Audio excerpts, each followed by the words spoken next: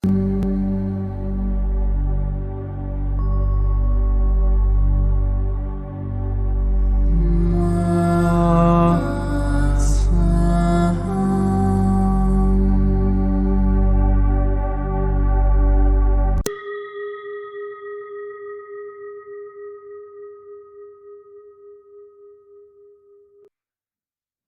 qui suit est la transcription d'un échange entre Mathias de Stefano, désigné ici comme moi, et son soi supérieur désigné comme je suis. Dans cette capsule, la voix masculine incarnera le moi, tandis que la voix féminine représentera le je suis. Cette conversation, intitulée « Lequel ?» a été réalisée le 4 avril 2021. Je me demande quelle serait la question à poser au cœur. Eh bien, tu poses la bonne question. Selon toi, quel est le dilemme d'un cœur? Aimer, C'est le cœur qui distribue le sang dans tout le corps grâce au pouls et à la pression exercée par ses valves sur le flux sanguin. C'est donc l'organe qui distribue, qui se déploie, qui se met au service des autres, qui s'ouvre pour recevoir et pour donner. C'est la balance qui distribue équitablement, mais qui doit bien choisir la manière de le faire pour trouver véritablement l'harmonie et l'équilibre. je comprends. C'est le cœur qui doit prendre les décisions les plus judicieuses, parfois même plus que le cerveau, dans de nombreux cas. C'est lui qui doit trouver les réponses à ce qu'il y a de mieux à recevoir et à ce qu'il y a de mieux à donner de soi-même. Le cœur incarne l'équilibre dans son axe et le doute dans son déséquilibre. Alors, quelle est la question? Lequel? Voilà la question. Très bien, le doute, dans une société aussi déterminante que celle-ci, est probablement l'un des attributs considérés comme l'une des plus grandes faiblesses. Le doute est la défaite d'un esprit de balance, qui n'avance pas dans la vie par crainte de se tromper, et préfère ne pas prendre de décision précipitée. Le doute est l'ancrage du cœur de la balance aux systèmes les plus anciens, craignant le changement ou le déséquilibre. Cela désespère son reflet opposé dans la roue des signes. Le bélier, celui qui ne doute pas, mais qui agit. La société actuelle vit beaucoup de ses décisions les plus rudimentaires en fonction des attitudes bellériennes. La société actuelle agit par impulsion, sans évaluer le résultat de ses actions. Impulsive, l'intuition belliérienne se fourre dans des conflits qu'elle ne sait ensuite pas résoudre. La plus grande qualité du bélier est la détermination, la volonté d'agir, de mettre son corps, son âme et son esprit dans ce qu'il entreprend, sans rien voir d'autre autour de lui. Il se lancera pour accomplir sa mission et éliminera tout ce qui se dressera sur son chemin sans évaluer les résultats de ses actions. C'est pourquoi la plus grande qualité que l'esprit bélier devrait intégrer de son opposé est le doute, alors que pour la balance, le doute est sa perte. Pour le bélier, il serait son salut. La moindre once de doute dans un cœur bélier l'amènerait à mieux évaluer ses actions avant de se lancer dans la bataille de l'expérience. C'est pourquoi cherchons à équilibrer dans ce cœur de bélier la signification transcendantale de la question « lequel ?» Cela peut sembler simple, mais tu découvriras que c'est la clé de l'équilibre. Comment se fait-il que la question « lequel ?» soit la clé de l'équilibre d'un être? Parce que lequel naît de la même origine que qualité. La qualité est l'attribut ou la condition de lequel. Revenons à l'étymologie.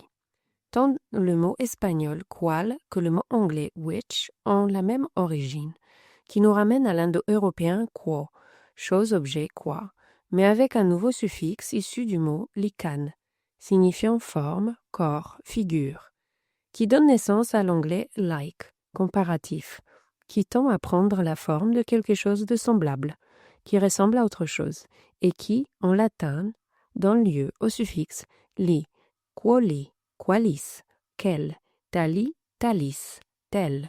Ainsi, qualican signifie qui a la forme d'un objet spécifique, et sous forme de question, qualican se traduirait par à quoi cela ressemble-t-il? Quel devient alors une façon de comparer des formes. Avec le temps, L'usage de la question transcende sa nature de comparaison pour devenir une question de choix. Choisir entre deux choses ou, plus qui se ressemblent, dont les résultats peuvent être tout aussi favorables que négatifs, et qui, en raison de leur apparence similaire, nous plongent dans le doute quant à ce dont nous avons réellement besoin. Ainsi on passe de la comparaison au choix. Lequel est le meilleur? Lequel est le pire? Les deux se ressemblent et je dois donc prendre une décision entre ceux qui semblent identiques.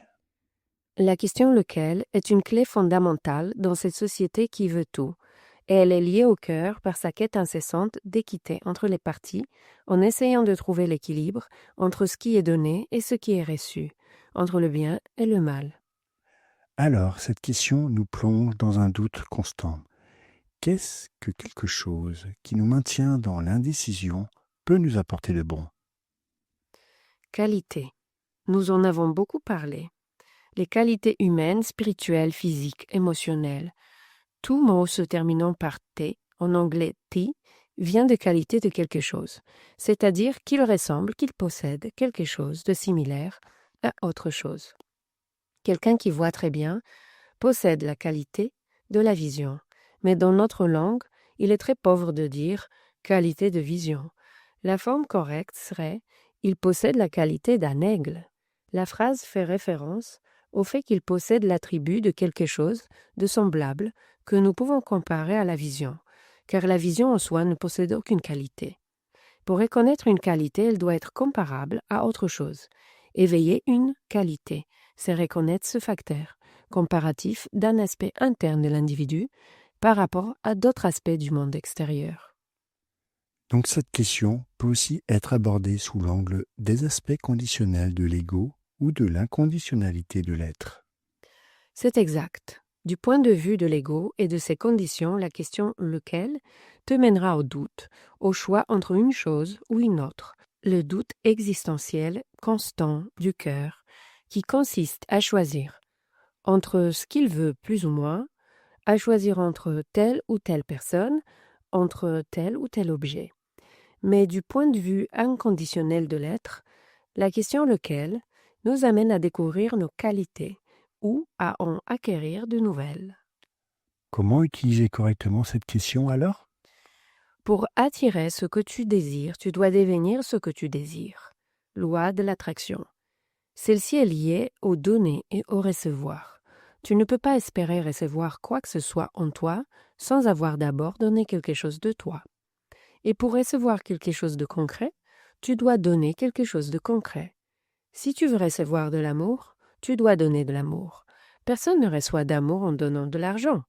Dans tous les cas, ce ne sera pas de l'amour de qualité, mais un faux amour. La loi de l'attraction n'implique pas la volonté de désirer quelque chose et de l'attirer, mais d'entrer en résonance avec ce que l'on recherche, comme pour une station de radio. Pour entendre ce que tu veux entendre, tu dois tourner le bouton jusqu'à trouver la fréquence sur laquelle le signal est émis. C'est pourquoi votre poste de radio doit être réglé sur la fréquence du signal que vous souhaitez recevoir. Prétendre écouter une station spécifique sans changer de réglage de fréquence sur votre appareil et espérer simplement que, comme par magie, vous commenciez à entendre l'émission que vous souhaitez écouter ne vous mènera jamais au résultat escompté. Et vous entendrez toujours la même chose, encore et encore.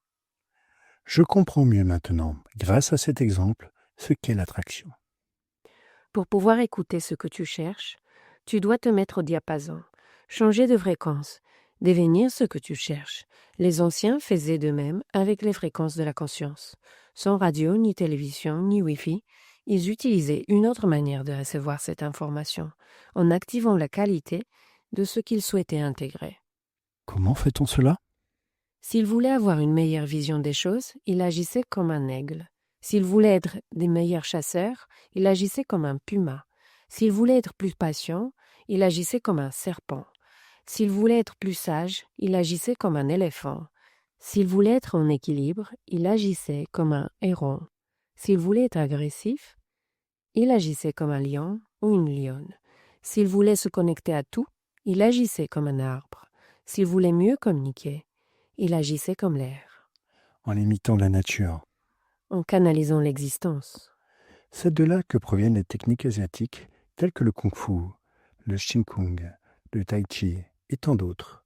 C'est aussi la raison pour laquelle de nombreuses cultures changeaient leur nom pour ceux d'animaux ou d'arbres et leur attribuent des éléments qui sont ensuite devenus des noms de famille dans d'autres cultures plus récentes, comme Lopez, fils du loup, et ainsi de suite.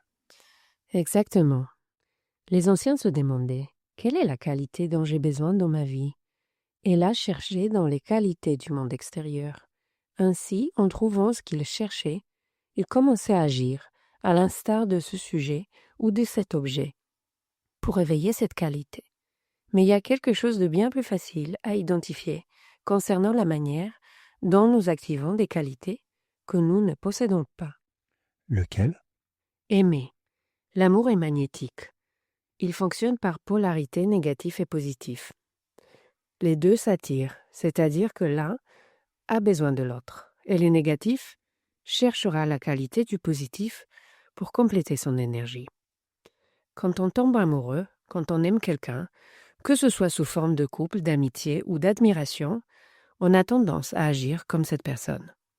On commence souvent à avoir les mêmes goûts que cette personne, à agir comme elle. Et tu te rendras compte que tu es naturellement différent dans ta façon d'être selon la personne que tu rencontres. Autrement dit, selon telle ou telle personne, tu seras telle ou telle personne. Par magnétisme, je commence à canaliser la qualité de l'autre pour faire partie de lui. Parce que tu aimes ses qualités. En l'aimant, tu canalises ses qualités et tu éveilles ses capacités en toi. C'est une façon naturelle de transférer des données et des informations d'un corps à un autre. Mais culturellement, cela est mal vu. C'est-à-dire qu'on interprète cela comme si je cessais d'être moi-même pour devenir comme l'autre. Comme si je reniais ce que je suis, en étant hypocrite, en agissant comme l'autre. Comme ces gens qui n'aimaient pas la musique et qui, s'ils tombent amoureux d'un musicien, se mettent soudainement à apprendre un instrument. Comme toi, qui es tombé amoureux d'un pianiste et a commencé à apprendre le piano. Et depuis que c'est fini, tu n'as plus jamais touché au piano. Ouf, tu as le don de me détruire en une phrase. Et je te donne juste des exemples concrets. Bon, maintenant dis-moi, est-ce que c'est bien ou mal? Quoi? Jouer du piano ou ne pas en jouer en fonction de mon amour pour une autre personne? Selon toi, qu'est-ce qui est bien ou mal? Je ne sais pas, dis-le-moi. Quoi? C'est toi qui cherches cette qualité. Comment pourrais-je répondre à ce que recherche ton amour? La question « lequel » ne peut trouver de réponse que dans ta capacité à aimer ce que tu cherches, car c'est la qualité que tu cherches à éveiller en toi. Il n'y a ni bien ni mal dans ce choix, car la qualité n'est pas un choix entre le bien et le mal. Elle repose simplement sur la qualité que tu cherches à éveiller. Du point de vue de l'ego, il est possible que tu aies cherché à éveiller cette qualité uniquement pour te sentir en lien avec l'autre personne. Du point de vue de l'être, tu es peut-être tombé amoureux de cette personne pour éveiller cet attribut de la musique en toi. L'erreur est de considérer que lorsque l'amour disparaît, l'attribut disparaît aussi. Écoute, allons droit au but. Ce que tout le monde considère aujourd'hui comme de l'hypocrisie est en réalité un outil d'évolution. Comment l'hypocrisie de l'être peut être un outil d'évolution? Les oiseaux qui imitent les sons d'autres animaux ont plus de chances de survivre. Les humains qui apprennent ce que d'autres humains ont découvert disposent de plus d'outils pour évoluer dans le monde. Les pieuvres qui se camouflent dans leur environnement et imitent d'autres animaux dans leur forme ont de meilleures chances de survie. Les plantes qui imitent les couleurs, les organes et les animaux ont plus de chances de disperser leurs graines. Les insectes qui imitent les yeux d'autres animaux ou les couleurs de fruits toxiques peuvent rester en vie face aux prédateurs. Le camouflage, l'imitation, le mimétisme, le fait de s'approprier des attributs de l'environnement ont été la clé de l'évolution, de la survie, du partage des attributs. Nous ne faisons qu'un. L'erreur ne réside pas dans le fait de s'approprier les attributs d'autrui pour améliorer l'individu, mais dans le fait d'abandonner ses propres attributs pour vouloir être comme l'autre. Ah, je comprends. Le problème réside dans le choix entre être moi-même ou être l'autre, en abandonnant ce qui m'appartient pour consacrer toute mon énergie à devenir comme l'autre. Le véritable chemin consiste à être moi-même, en m'ouvrant à l'amour des attributs d'autrui, en intégrant ses qualités en moi, cesser de choisir entre l'un et l'autre et canaliser tout ce que je considère utile à mon évolution. La question lequel recèle la capacité d'éveiller toutes les qualités d'un être. Ce que j'aime est magnétique, et en tombant amoureux, je deviens partie intégrante de cela, devenant un égal, quelle que soit sa forme. Je suis un égal, equalis.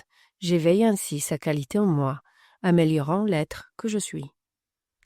Je dois me demander quels sont mes attributs, quelles sont les choses que je recherche, quels ont été mes choix, quel est mon plus grand amour, quel est mon but, quelles sont mes émotions, avec quelle personne suis-je en résonance et avec lesquelles je ne le suis pas, quelle est ma réalité, quel est le type de personne avec lesquelles je m'entretiens.